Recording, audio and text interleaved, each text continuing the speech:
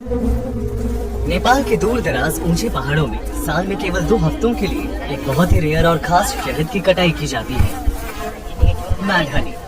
यह असाधारण शहद जो हिमालय में दुनिया की सबसे बड़ी मधुमक्खियों द्वारा बनाया जाता है, बहुत ज्यादा शक्तिशाली ग्रैनोटॉक्सिन से भरपूर होता है। ये टॉक्सिन्स आपके सेंसेस को अकल्पनीय तरीकों से बदल सकते हैं और इससे आपको ऐसे हेलुसिनेशंस हो सकते हैं, जैसे ऐसी आवाजें सुनना जो असल में मौजूद नहीं है, या आपके आसपास की दुनिया को पिघलते हुए देखना। कमरा घूम रहा है, ऐसा लग रहा है जैसे मैं वो सिर से लेकर पैर तक शराब के नशे में डूबा हुआ था। वो 3 दिनों तक सोता रहा। रेयर मैड हनी के छत्तों तक पहुंचने के लिए हंटर्स असुरक्षित चट्टानों पर सैकड़ों मीटर ऊपर चढ़ते हैं। केवल रस्से की सीढ़ी पर भरोसा करते हुए वे केवल अपने हाथ और पैर का इस्तेमाल करते हैं, जबकि उन्हें विशाल मधुमक्खियों के अनगिनत दर्दनाक दंड सहने पड़ते हैं। पुराने समय से स्थानीय लोग मैड हनी का छोटे छोटे मात्रा में इस्तेमाल अलग अलग बीमारियों के इलाज और एक कामोत्तेजक के रूप में करते आए हैं, लेकिन इसकी अनोखी हीलिंग कैपेबिलिटीज और जहरीलेपन के बीच की सीमा बेहद छोटी सी है। एक चम्मच से ज्यादा मैड हनी दिल की धड़कन धीमा कर सकती है, पैरालाइज कर सकती है या यहाँ तक कि जान भी ले सकती है। जिस दूर दराज के गांव में हम जा रहे हैं, सिर्फ एक ही परिवार है जो अभी मैड हनी हंटिंग की प्रैक्टिस कर रहा है, ठीक उसी तरह जैसे 7500 साल पुरानी इस केव पेंटिंग में दिखाया गया है। उनके प्राचीन तरीके कभी नहीं बदले और उनके हनी हंटिंग करने का तरीका आपको कहीं और देखने को नहीं मिलेगा। 36 घंटे की फ्लाइट और रोड ट्रिप के बाद हम आखिरकार तानजी गाँव पहुँचे और गुरंग ट्राइब से मिले। ये लोग तिब्बत से यहाँ आकर बसे हैं। नमस्ते सर। आप कैसे हैं? मैं ठीक हूँ। आपके पिता मेन हनी हंटर हैं? हाँ हाँ। वाह, उनकी परंपरा के अनुसार मेरे जैसे नए लोगों को नुकसान, बीमारी और बुरी आत्माओं को सुरक्षा के लिए एक ताबीज पहनना जरूरी होता है। तो हनी हंटिंग पर जाने से पहले उस महिला ने मुझे पानी से आशीर्वाद दिया और मेरे गले में एक धागा बांधा। हम अभी हनी हंटर्स की ओर जा रहे हैं। हम चावल के सीढ़ी नुमा खेतों के रास्ते से नीचे की ओर बढ़ रहे हैं। नमस्ते। यहाँ 3 पीढ़ियों के हनी हंटर खड़े हैं। बुद्धिमान, उनके पिता और उनके दादा। उनके हाथों में सालों की मेहनत साफ दिखाई देती है। मेरा नाम नंदा लाल तावांग है। मैड हनी हंटिंग मेरे पूर्वज के समय से हो रही है। हर साल वो मैड हनी की तलाश में ऊंची चट्टानों पर जाते हैं। इस काम के लिए एक साहसी इंसान की जरूरत होती है।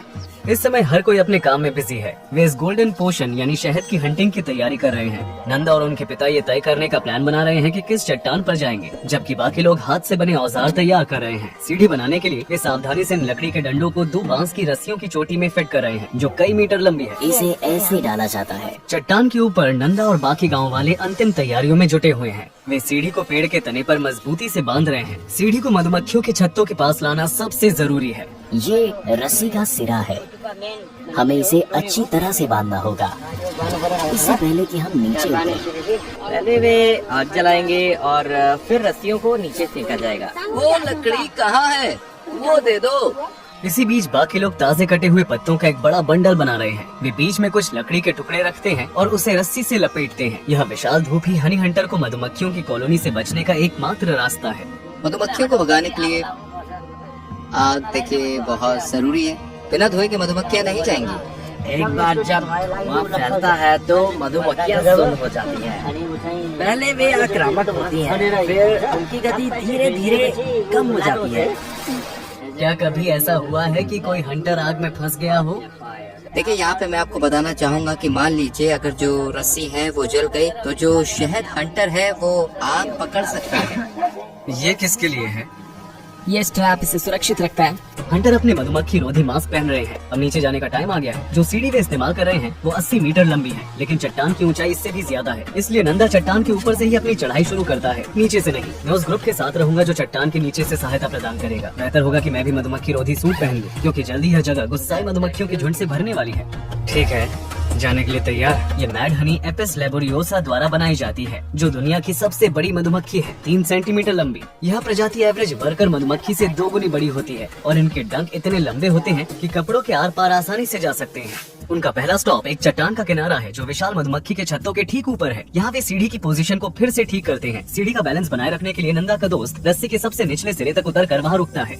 इस टीम वर्क से वे मैड हनी प्राप्त कर लेंगे और हम इसे टेस्ट करने का मौका पाएंगे। हम चट्टान पर जूते नहीं पहनते, लेकिन ऐसा क्यों? ऐसे हमें बेहतर पकड़ मिलती है। हम नंगे पैरों से स्टेबिलिटी को कंट्रोल और डिसाइड करते हैं। चट्टान हंटर के लिए खतरनाक है क्योंकि ये फिसलन भरी होती है। हंटर के पास कोई सेफ्टी नहीं होती और अगर वो गिरते हैं तो मौत पक्की है। पिछले साल 2 लोगों की जान गई थी। कभी कभी मधुमक्खियाँ हर शिकार में 100 से 150 बार डंक मार सकती हैं। देखिए, अगर बहुत सारे डंक लगते हैं ना, तो फिर हम रस्सी से भी गिर सकते हैं। मधुमक्खी के छत्ते की सतह काली मधुमक्खियों की परत से ढकी हुई है। हर कॉलोनी में लगभग 1 लाख मधुमक्खियां होती हैं और ये मधुमक्खियां 1 मीटर लंबा वर्टिकल खुला हुआ छत्ता चट्टानों पर बनाती हैं। धुआं उठ रहा है जब मधुमक्खियों को खतरे का एहसास हो चुका है और अब वे अपने पेट को ऊपर नीचे करके पूरी सिंक्रोनाइजेशन में डिफेंस वेव बना रही हैं, जिससे दुश्मन को डराया जा सके। यह ऑप्टिकल इल्यूजन शिकारियों को कंफ्यूज करता है, जिससे मधुमक्खियां एक बड़े जीव की तरह दिखती हैं। मधुमक्खियां मेरे ड्रोन से लड़ रही हैं। वे इसे एक विशाल भिनभिनाते हुए घुसपैठिए के रूप में देख रही है। अब वक्त आ गया है सबसे मल्टीटास्किंग काम का। नंदा को कई चीजें संभालनी है। वो 2 डंडों का इस्तेमाल कर रहा है। एक से बास्केट को बैलेंस कर रहा है। डंडे को स्थिर रखने के लिए वो अपने पैर का इस्तेमाल करता है और दूसरे डंडे से वो बड़ा सा शहद का छत्ता काट रहा होता है, जबकि मधुमक्खियां गुस्से में चारों तरफ भिनभिना रही होती हैं। हर बार जब वो छत्ता काटता है तो कई किलो शहद बाहर आता है। हर हंट के दौरान मधुमक्खियां उसे 100 से ज्यादा बार डंक मार सकती हैं, लेकिन उसे स्थिर रहना पड़ता है। उसकी एकमात्र सुरक्षा बांस की सीढ़ी से बंधी रस्सी है। कोई भी गलत कदम उसके लिए जानलेवा हो सकता है।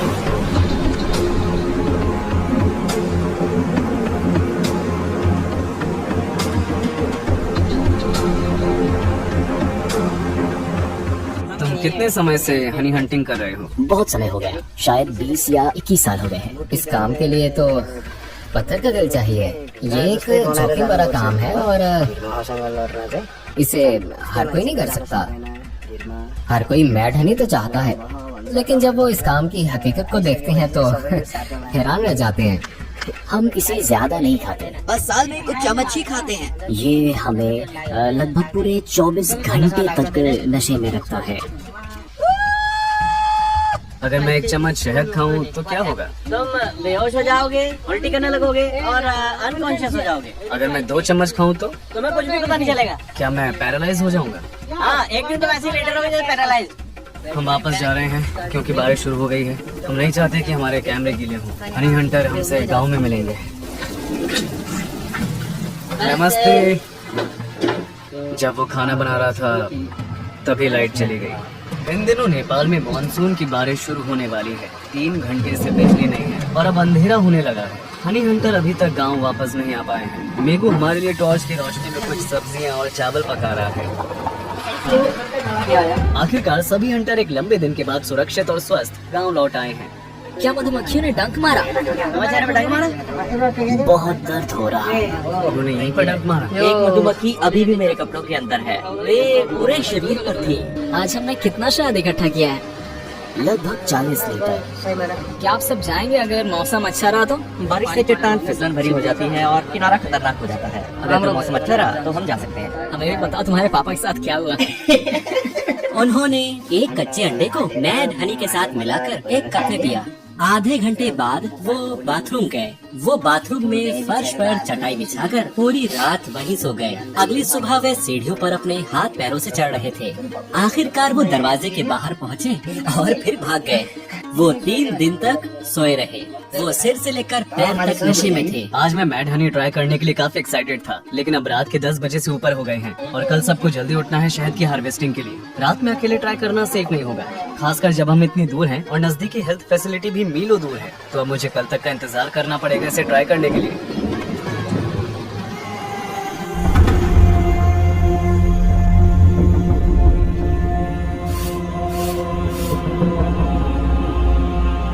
अब हम ब्रेकफास्ट करने जा रहे हैं। सुबह के 7 बज रहे हैं। ब्रेकफास्ट के बाद हम फिर से हनी हंटिंग पर जाएंगे और इस बार मैं इसे टेस्ट करूंगा। हम कल वहाँ थे, आज किस तरफ जा रहे हैं? दूसरी तरफ। दूसरी तरफ। हाँ, क्या हम ऊपर चढ़ेंगे या नीचे उतरेंगे?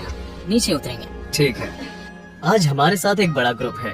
उनका मानना है कि आज की लोकेशन पर हमें मैड हनी की एक बड़ी मात्रा मिलेगी। अब हंटर के लिए मुर्गे की बलि देने का समय आ गया है। पहले हम प्रार्थना करते हैं, फिर इसे काटते हैं ताकि कोई हादसा ना हो।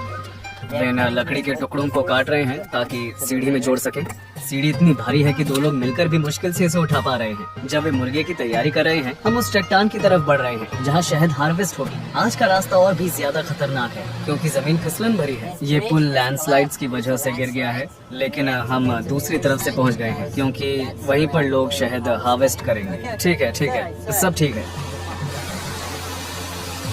हमें एक साथ होकर चलना होगा क्योंकि हम पुल को हिला रहे हैं। बहुत खतरनाक है। तुम ठीक हो? हाँ मैं ठीक हूँ, और तुम? मैं भी ठीक हूँ। हाँ हम बस पहुँचने वाले हैं। ठीक है, मैं नीचे आ रहा हूँ। कूदो।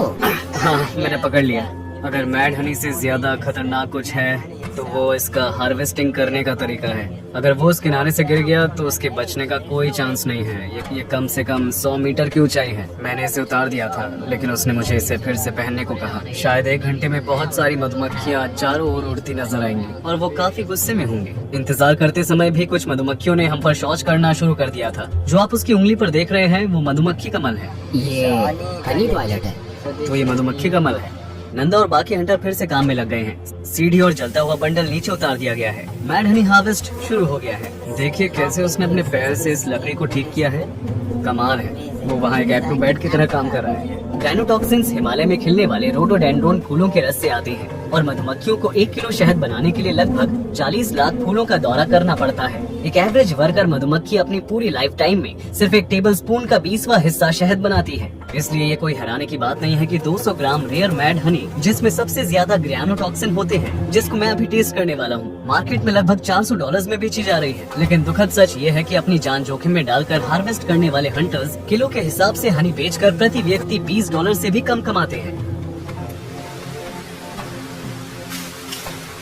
शहद से भरा एक टोकरा यहाँ आता है जो सीधा चट्टान से ऊपर लाया गया है। टीम अब मैड हनी निकालने में लगी है। वो एक स्ट्रॉ छलनी का इस्तेमाल कर रहे हैं ताकि लार्वा, मरी हुई मधुमक्खियाँ, कीड़े मकोड़े और दूसरी गंदगी को छानकर प्लास्टिक जरीकीन में स्टोर किया जा सके। आखिरकार मैड हनी का स्वाद चखने वाला हूँ। यही वो पल है जहाँ चीजें वाकई रोमांचक हो जाती है। इसका स्वाद हल्का कड़वा है जिसमें मिठास भी है। मैं सच में ग्रायोटॉक्सिन्स का असर तुरंत महसूस कर सकता हूँ।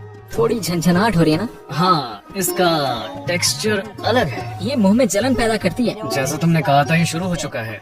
ये कुछ मसालेदार खाने जैसा है। हाँ, लेकिन एक खतरा है जिसके बारे में सोचा नहीं। हो सकता है कि तुमने स्वाद चखते समय कुछ हनी निकल ली हो। हमें तुम्हें जल्दी से ऊपर ले जाना चाहिए क्योंकि इसका असर 45 मिनट में शुरू होता है। मैं बिल्कुल भी नहीं चाहता कि इस वीराने में टेम्परेरी पैरालिसिस या बेहोशी का अनुभव करूं, इसलिए मैं तेजी से आगे बढ़ रहा हूं। जब आप इस शहद के नशे में आ जाते हैं ना, तो 12 घंटे के लिए तो आप बिल्कुल डेड हो जाते हैं। शरीर तक को तो आप हिला ही नहीं सकते। सच में? हाँ, और इस हाल में फिर आपको ऊपर उठा करके कोई ले जाना नहीं चाहेगा। क्या इतनी सी मात्रा से मुझे नशा हो जाएगा? इतनी सी मात्रा से? कभी कभी हाँ।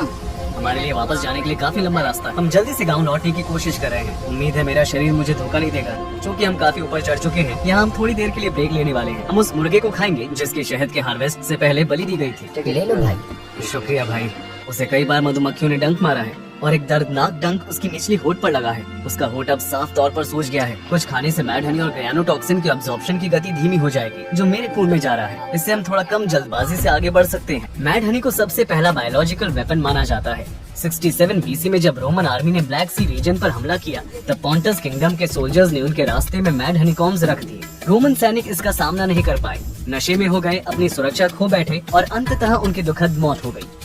जब मैं सही मात्रा में लेता हूँ तो मैं चीजों को और साफ देख पाता हूँ, मानसिक रूप से एक्टिव महसूस करता हूँ, मैं ज्यादा फोकस के साथ काम कर पाता हूँ। मैं इसे मेडिटेशन के लिए इस्तेमाल करता हूँ।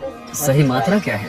ये शहद पर निर्भर करता है। ये वाला बहुत स्ट्रॉन्ग है तो मेरे लिए 1 टेबल स्पून काफी है। अगर आप ज्यादा खा लेंगे तो ये बहुत बुरा हो सकता है। आखिरकार मैं बिना किसी परेशानी के गांव के प्रवेश द्वार पर पहुंच गया और अब मैं यहाँ मैड हनी को एक आखिरी बार खाने वाला हूँ। इस बार मैं खुद को रोक नहीं रहा और एक अच्छी खासी मात्रा में मैड हनी अपने मुंह में डाल रहा हूँ। मैंने कुछ ज्यादा ही खा लिया।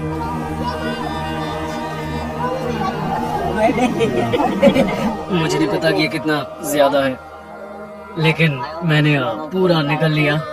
उम्मीद है कि मुझे ज्यादा नशा नहीं होगा।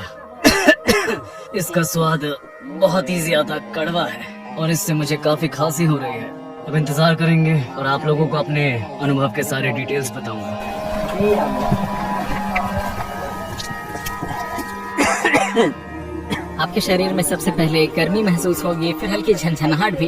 क्या तुम्हें लगता है कि मैंने बहुत ज्यादा शहद खा लिया? ये तो ठीक ठाक मात्रा है। हमारा एक दोस्त इसी हनी का एक छोटा चम्मच खाकर उल्टी करने लग गया था। तो जो मैं महसूस करूंगा वो पूरी तरह से एक सरप्राइज होगा। हर किसी को इसका अलग एक्सपीरियंस होता है। चलिए थोड़ा इंतजार करते हैं और देखते हैं क्या होता है। जब तक मैड हनी असर दिखाए, मेरे पास आप लोगों के साथ एक बहुत ही एक्साइटिंग न्यूज शेयर करने के लिए है। ये कुछ ऐसा है जिसका मैंने सालों से सपना देखा था और महीनों की मेहनत के बाद मुझे खुशी है ये अनाउंस करने में कि मैंने गेम डेवलपमेंट कंपनी शुरू की है जिसका नाम है बोनोबोस गेम्स और हमने अभी अपना पहला गेम कंप्लीट किया है। इसका नाम है द लास्ट ड्रॉप। ये एक single player PC survival game है। एक दुनिया जहाँ सूखा पूरी तरह से हावी हो चुका है। आप आखिरी पानी की बूंद को कंट्रोल करते हैं। आपका मिशन है उन दुश्मनों से लड़ना जो आपको खत्म करना चाहते हैं और स्ट्रेटेजिक फैसले लेकर सर्वाइव करना और प्लेनेट को जिंदा रखना। जैसे जैसे आप लेवल अप करते हैं, दुश्मन ज्यादा मुश्किल होते जाते हैं और अंतहीन वेव के साथ उनकी संख्या भी बढ़ती जाती है। लेकिन चिंता मत करो, आप अपने कैरेक्टर को यूनिक और पावरफुल वेपन से लेस कर सकते हैं, जैसे कि water bombs, ice lasers, mud buddy और बहुत कुछ। इनका इस्तेमाल करना काफी मजेदार है। देखो कैसे हर शॉट और स्प्लैश में एनर्जी का धमाका होता है। सबसे बेस्ट पार्ट ये है कि the last drop customisation offer करता है ताकि आप अपनी स्ट्रेटेजी के हिसाब से गेम खेल सके। मैप के अलग अलग सेक्शंस को अनलॉक करें और अपने डिफेंस को मैक्सिमाइज करने के लिए टेरेन को फिर से बनाएं। हर मोड पर एक नई चुनौती है और कोई भी दो गेम प्ले एक जैसे नहीं होते। ग्लोबल लीडर बोर्ड पर कम्पीट करें जहां आप अपना स्कोर और रैंकिंग ट्रैक कर सकते हैं और दुनिया भर के प्लेयर्स को चैलेंज कर सकते हैं। आप डायनेमिक प्लेयर कम्युनिटी से भी जुड़ सकते हैं जहां आप अपनी फीडबैक शेयर कर सकते हैं, स्ट्रेटेजीज पर चर्चा कर सकते हैं और गेम के भविष्य को बेहतर बनाने में मदद कर सकते हैं। द लास्ट ड्रॉप कभी खत्म नहीं होता। ये इस बात पर है कि आप कितनी देर तक सर्वाइव कर सकते हैं। इस वीडियो के डिस्क्रिप्शन बॉक्स के टॉप पर दिए गए लिंक पर क्लिक करें। द लास्ट ड्रॉप को अभी स्ट्रीम से डाउनलोड करें और देखते हैं कि क्या आप लीडर बोर्ड पर टॉप स्पॉट हासिल कर सकते हैं। मैड हनी खाए हुए कुछ घंटे हो चुके हैं और आखिरी बार जब मैंने देखा तो मैगो की तबीयत ठीक नहीं लग रही थी। अब मैं जाकर देखता हूँ कि वो कैसा है। कैसा महसूस हो रहा है भाई? अच्छा नहीं, बिल्कुल अच्छा नहीं। तुमने कितना खाया? बस थोड़ा सा, बस। मैंने तुमसे ज्यादा खा लिया। क्या तुम सोना चाहते हो? हम तुम्हें अकेला छोड़ सकते हैं। ठंड लग रही है और मेरे पैर, मेरी उंगलियां बहुत ठंडी हो रही। तो क्या तुम खड़े हो सकते हो? नहीं नहीं, बिल्कुल नहीं। मुझे प्यास लग रही है, अगर मैं पानी पीऊं? मत पियो। क्यों? मुझे ही प्यास लगी थी, मैंने पानी पिया, उसके बाद मुझे उल्टी हुई थी, फिर से उल्टी हुई, फिर से उल्टी हुई। मुझे 10 बार उल्टी की मैंने। जल्द ही मुझे भी मेगू जैसे लक्षण महसूस होने लगे। मेरे शरीर का तापमान अचानक गिर गया और मैंने खुद को सबसे पहले जो कंबल मिला उसमें कसकर लपेट लिया। क्या खांसी आना सामान्य है? क्या तुम चाय या पानी पीना चाहोगे? हाँ देखो ये गर्म है। हाँ, लेकिन मुझे अपनी उंगलियों पर कोई गर्मी महसूस नहीं हो रही। मैं इसे ऐसे घंटों तक पकड़ सकता हूँ। चलो देखते हैं हम दोनों में से कौन इसे ज्यादा देर तक पकड़े रखता है। क्या तुम अभी पकड़ सकते हो? ग्राइनोटॉक्सिन मानव शरीर में सोडियम चैनलों की गतिविधि को बाधित करता है, जिससे सेल मेम्ब्रेन में न्यूरॉन्स और मसल सेल्स के बीच सही तरह से संचार और कार्य नहीं हो पाता। इसलिए इस वक्त मेरी उंगलियों के सिरों में गर्मी का एहसास नहीं हो रहा है और उनमें झंझनाहट और सुन्नपन जैसे असामान्य एहसास हो रहे हैं और मुझे असर धीरे धीरे पूरे शरीर में फैलता महसूस हो रहा है। ले लो भाई ले लो, अब मुझे बहुत गर्मी लग रही है। शरीर को बारी बारी से गर्मी और ठंडक महसूस हो सकती है। अगर वो नशे में है तो उसे ज्यादा इधर उधर नहीं घूमना चाहिए। पहले मुझे लगा कि मैं जल रहा हूँ, इसलिए मैंने अपनी शर्ट उतारने की कोशिश की और फिर थोड़ी देर बाद मुझे ठंड लगने लगी। आज हमने जो मैड हनी हार्वेस्ट की थी उस महिला ने भी एक चम्मच लिया। वो अच्छे मूड में लग रही है। कमरा घूम रहा है। मुझे उल्टी जैसा महसूस हो रहा है। मेरे हाथ पैर में झंझनाहट हो रही है। सब कुछ घूम रहा है। कभी कभी मुझे रोने का मन करता है तो कभी हंसने का। हमारे होस्ट को मैड हनी से मुझसे ज्यादा फायदा हो रहा है। इनकी उम्र कितनी है? पूछना थोड़ा रूड हो सकता है, माफ करना। तुम्हारी उम्र क्या होगी? तुम मेरी उम्र पूछ रहे हो? हाँ। ये क्या कह रही है? 1 साल की हूँ, 1 साल। मैंने उसे यहाँ किडनैप कर लिया है। मुझे ऐसा लग रहा है जैसे मैं बहुत नशे में हूँ। ऐसा लग रहा है कि मैं उड़ रही हूँ। ओह, आप इनके बारे में क्या सोचती हैं? क्या वो हमारे कैमरे पर रिकॉर्डिंग को लेकर कंफर्टेबल है? हाँ। मुझे वो पसंद है। मैं उसका बॉयफ्रेंड बना सकती हूँ। मुझे इनके देश से एक बूढ़ा आदमी ला कर दो जो मेरा बॉयफ्रेंड बन सके। मुझे यहाँ सिर दर्द हो रहा है, मेरे माथे से लेकर मेरी बाईं आंख तक, इसलिए मैं अपनी आंख खोल कर रखना नहीं चाहता। मेरे पूरे शरीर में दर्द हो रहा है। सेकंड्स घंटों जैसे लग रहे हैं और मुझे थोड़ा बहुत समय का एहसास नहीं रहा है। अब असर और भी तेज हो रहा है और मुझे उल्टी जैसा महसूस होने लगा है। अचानक से मैंने उल्टियाँ शुरू कर दी। ग्रेनोटॉक्सिन का कोई एंटीडोट नहीं होता। ज्यादातर समय शरीर इसे सहन कर लेता है, लेकिन कुछ रेयर मामलों में इससे हार्ट फेलियर हो सकता है। इसके औषधीय लाभों का आनंद बिना साइड इफेक्ट्स के लेने के लिए सबसे अच्छा तरीका है कि अपने डॉक्टर की सलाह पर ही लें। खुशकिस्मती से मेरा शरीर 24 घंटे के अंदर इस जहर को साफ कर चुका था और अगली सुबह मैं काफी बेहतर महसूस कर रहा था। भले ही रात सिर दर्द, जी मचलना और कानों में बजने वाली आवाजों के साथ गुजरी हो। मैड हनी आसानी से नहीं मिलती। इसे चट्टानों के किनारे बने छत्तों से निकालने के लिए कुशल और बहादुर लोगों की जरूरत होती है। गुरुंग समुदाय एक समृद्ध सांस्कृतिक धरोहर को संजोए हुए है, जिसे मैं आशा करता हूँ कि आने वाली जनरेशन तक पहुँचाया जाएगा। The last drop game download करना मत भूलना, जिसे मेरी गेम डेवलपमेंट कंपनी ने बनाया है। इसे अभी स्टीम पर खेलो, मुझे यकीन है कि आपको मजा आएगा। गेम का लिंक इस वीडियो के डिस्क्रिप्शन बॉक्स के सबसे ऊपर है। द लास्ट ड्रॉप के लीडर बोर्ड पर मिलते हैं। रूही चैनल यहाँ पर था।